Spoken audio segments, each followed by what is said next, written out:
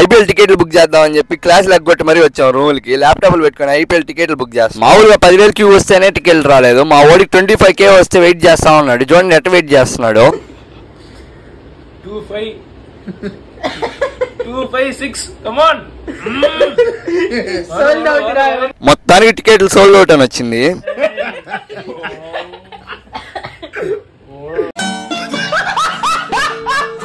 ఇంకా నేను నెల్లూరుకి వచ్చిన సంగతి తెలిసిందే కదా. ఇంక నెల్లూరుకి వస్తే మనం మాల్కి పోకుండా ఉండలేము. అందుకని మాల్కి అయితే వచ్చేసాను గేమ్స్ ఆడదాం సరదాగా అని చెప్పి. మా ఫ్రెండ్స్ నేను వీఆర్ ఎక్కుతున్నాం ఇప్పుడు. ఇది ఏం భయం లేదని చెప్పాడా. ఏంటది గోస్ట్.